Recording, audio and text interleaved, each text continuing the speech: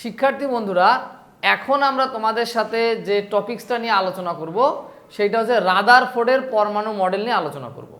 তো আমরা আগের টিউটোরিয়ালে রাদারফোর্ডের আলফা কণা বিচ্ছুরণ নিয়ে বিস্তারিত আলোচনা করে আসছি। তো এই টিউটোরিয়ালে আমি যে বিষয়টা নিয়ে আলাপ করব সেটা হচ্ছে, দেখো, রাদারফোর্ডের পরমাণু মডেল নিয়ে আমি বিস্তারিত আলোচনা করব। তো দেখো, রাদারফোর্ডের পরমাণু মডেলটা কি বলা হয়েছে, কে প্রস্তাব করছে। প্রথম দেখো উপস্থাপনা বা প্রস্তাবনা, কে করছে উপস্থাপনা। এই যে দেখো, বিজ্ঞানী রাদারফোর্ড 1911 সালে এই মডেল প্রস্তাব করেন। তাহলে রাদারফোর্ডের পরমাণু মডেলটা কে প্রস্তাব করছে?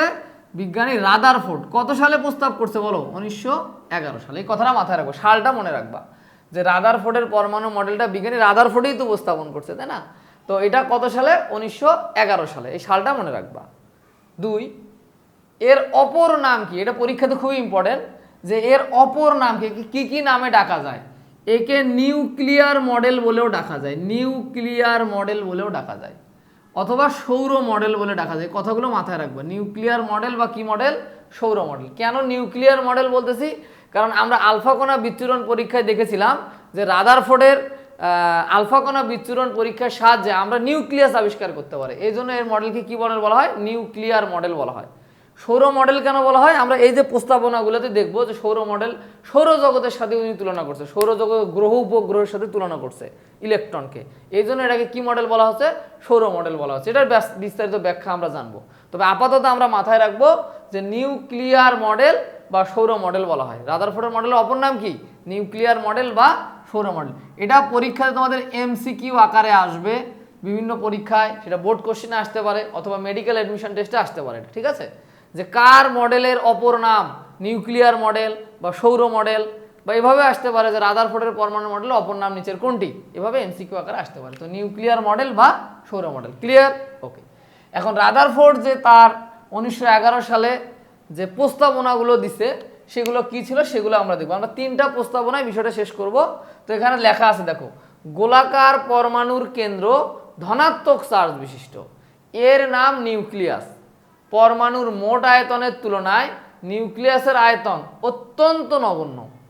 নিউক্লিয়াসে পরমাণুর ধনাত্মক চার্জ ও প্রায় সমস্ত ভর কেন্দ্রীভূত থাকে।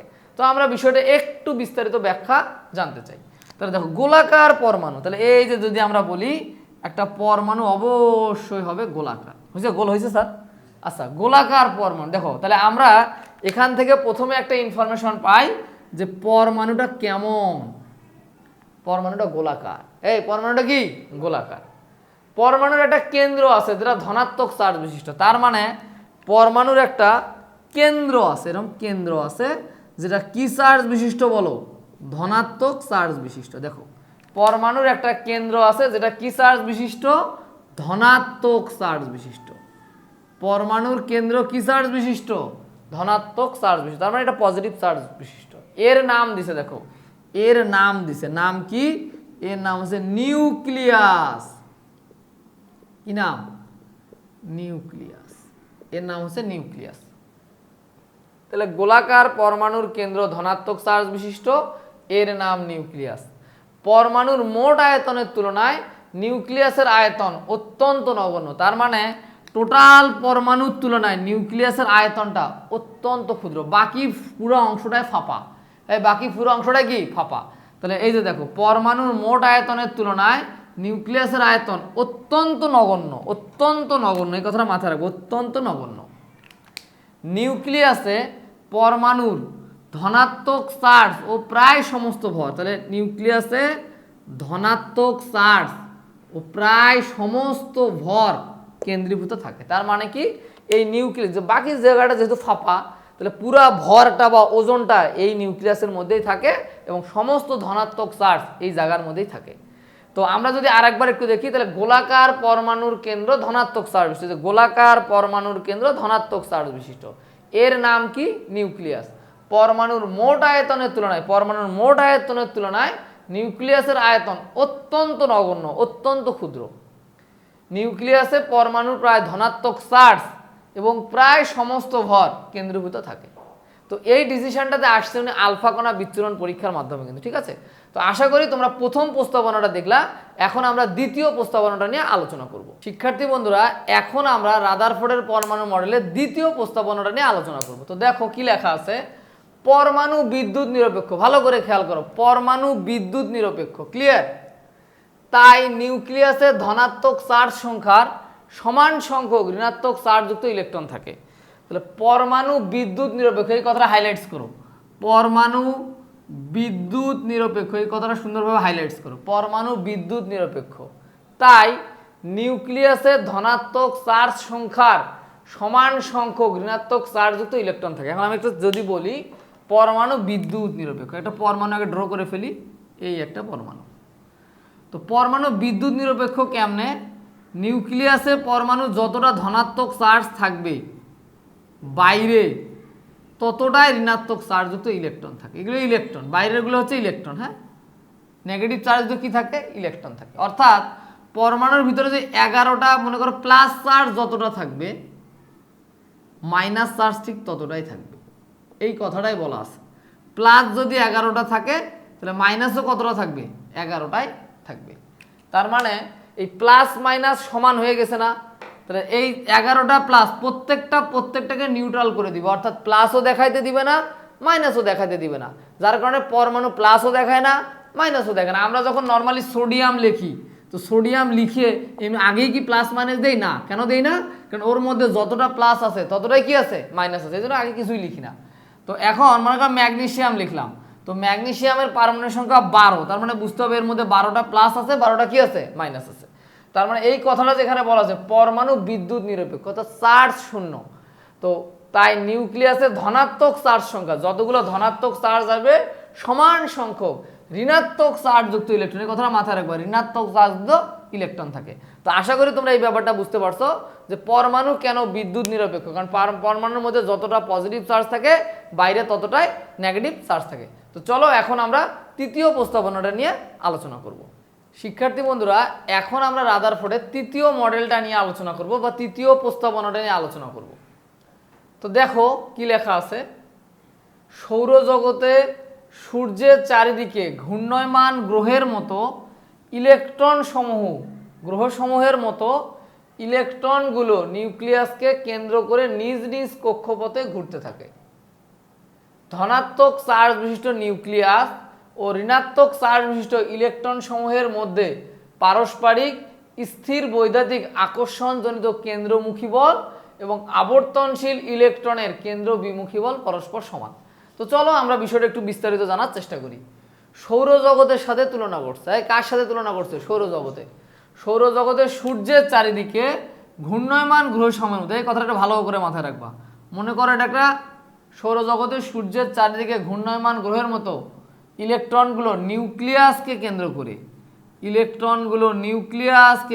মনে করো একটা ইলেকট্রন নিউক্লিয়াসকে কেন্দ্র করে এরকম নিউক্লিয়াসকে কেন্দ্র করে অনবরত কি করতে থাকে? ঘুরতে থাকে, কন্টিনিউয়াসলি ঘুরতে থাকে। সৌরজগতের সাথে তুলনা করা হয়েছে।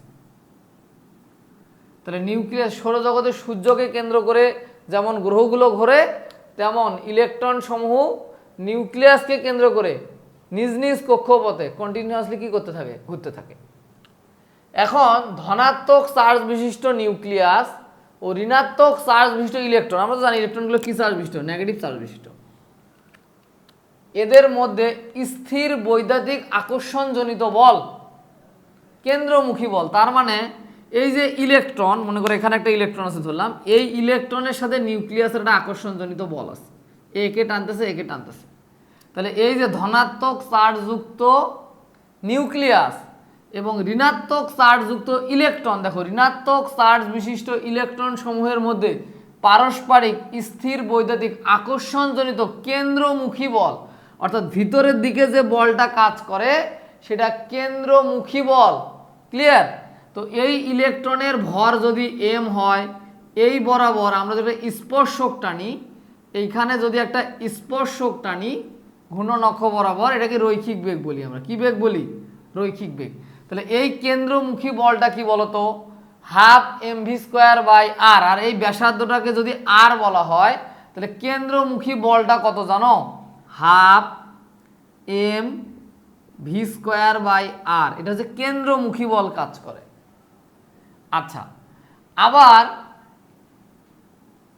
আবর্তনশীল ইলেকট্রনের কেন্দ্র বিমুখী বল পরস্পর সমান, অর্থাৎ ইলেকট্রনগুলো যে এই জায়গায় এসে আবারও ঘুরতেছে না, ঘুরতে গেলে বাইরের দিকে একটা বল কাজ করবে, একটা ভিতরের দিকে টান বল কাজ করবে, আকর্ষণ বল কাজ করবে কেন্দ্রমুখী বল, আর একটা কেন্দ্র থেকে ছুটে যাইতে চলে আর একটা বিকর্ষণ বল কাজ করবে, সেটাও এম ভি স্কোয়ার বাই আর। তো আকর্ষণ বল যতটুকু, বিকর্ষণ বলও কিন্তু ততটুকু। আকর্ষণ বল যতটুকু, বিকর্ষণ বলও কি ততটুকু।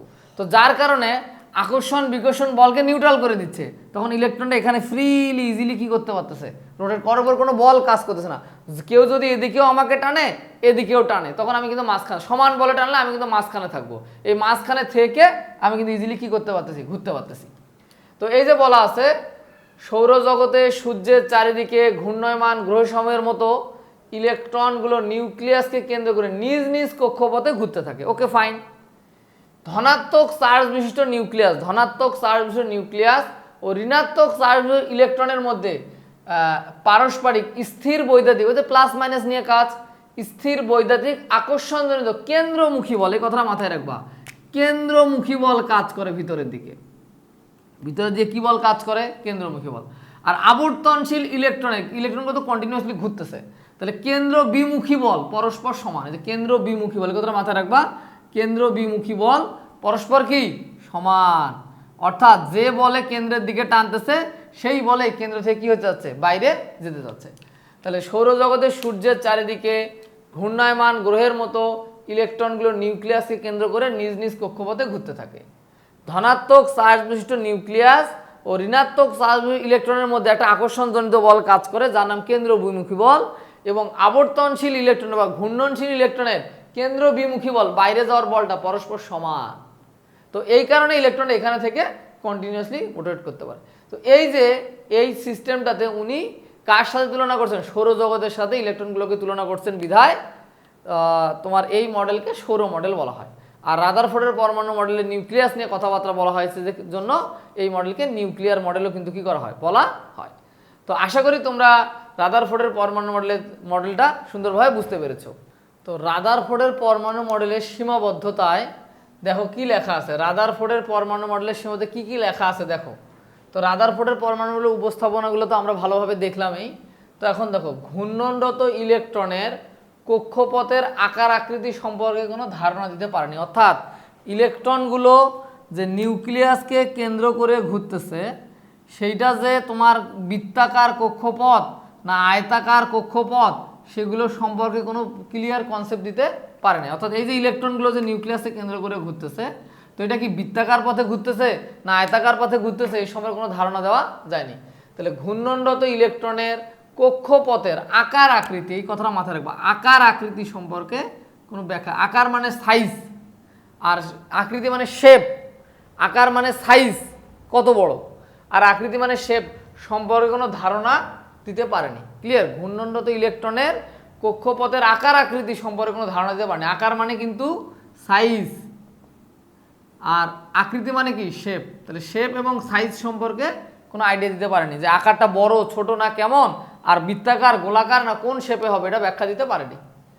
একের অধিক ইলেকট্রন বিশিষ্ট পরমাণুতে ইলেকট্রনগুলো কিভাবে নিউক্লিয়াসকে পরিভ্রমণ করবে এই সম্পর্কে কোনো ধারণা নেই। অর্থাৎ একটা ইলেকট্রন ঘুরতেছে, যদি একাধিক ইলেকট্রন থাকে এরকম, তারা কিভাবে নিউক্লিয়াসকে কেন্দ্র করে ঘুরবে সে সম্পর্কে এখানে কোনো ধারণা নাই। ম্যাক্সওয়েলের তড়িৎ চৌম্বকীয় তত্ত্বের ব্যাখ্যা প্রদানে সমর্থ নয়। এখন ম্যাক্সওয়েলের তড়িৎ চৌম্বকীয় কণাটা কি ছিল, কোনো বস্তু যদি বৃত্তাকার পথে ঘুরতে থাকে, তো ঘুরতে ঘুরতে ঘুরতে ঘুরতে একসময় শক্তি হারাতে হারাতে কেন্দ্রে পরিণত আসবে।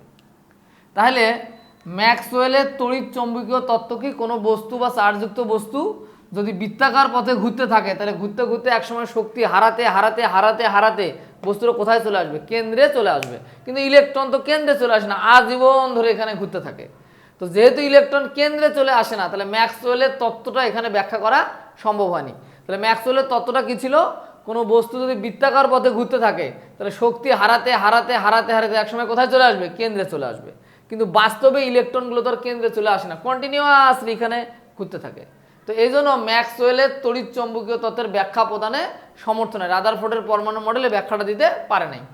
হাইড্রোজেন পরমাণুর বর্ণালী ব্যাখ্যা করতে পারে না, অর্থাৎ হাইড্রোজেন পরমাণু যে বর্ণালী হয় এটা ব্যাখ্যা করতে পারে না। এটা নিয়ে আমরা বোরের পরমাণু মডেল যখন পড়বো তখন এটা নিয়ে বিস্তারিত আলোচনা করবো যে বর্ণালী জিনিসটা কি, হাইড্রোজেন পরমাণুর বর্ণালী জিনিসটা কি, তখন আমরা এটা ব্যাখ্যা করবো। আপাতত লিখে রাখো যে হাইড্রোজেন পরমাণুর বর্ণালী ব্যাখ্যা করতে পারে না। আর আরেকটা ত্রুটি দেখো, গ্রহ চার্জ নিরপেক্ষ কিন্তু ইলেকট্রন কি চার্জ বিশিষ্ট, ঋণাত্মক চার্জ বিশিষ্ট, অর্থাৎ গ্রহের সাথে ইলেকট্রনের তুলনা করা সঠিক হয়নি। অর্থাৎ গ্রহগুলো তো চার্জ নিরপেক্ষ, তাদের পজিটিভ বা নেগেটিভ অবস্থা নাই, কিন্তু ইলেকট্রন অবশ্যই কি চার্জ বিশিষ্ট, নেগেটিভ চার্জ বিশিষ্ট, সেই জন্য গ্রহের সাথে তুলনা করাটা কি হয় নাই, সঠিক হয় নাই। তো এগুলোই ছিল রাদারফোর্ডের পরমাণু মডেলের কি সীমাবদ্ধতা। তো আশা করি তোমরা এই বিষয়টি সুন্দরভাবে বুঝতে পেরেছো। তো এই টিউটোরিয়ালের মাধ্যমে আমি রাদারফোর্ডের পরমাণু মডেলটা কি এবং রাদারফোর্ডের পরমাণু মডেলের সীমাবদ্ধতাগুলো নিয়ে আলোচনা করলাম। পরবর্তী কোনো টপিকসে আরও কোনো বিষয় নিয়ে আমরা আলোচনা করব। ভালো থাকো সবাই, ধন্যবাদ সবাইকে।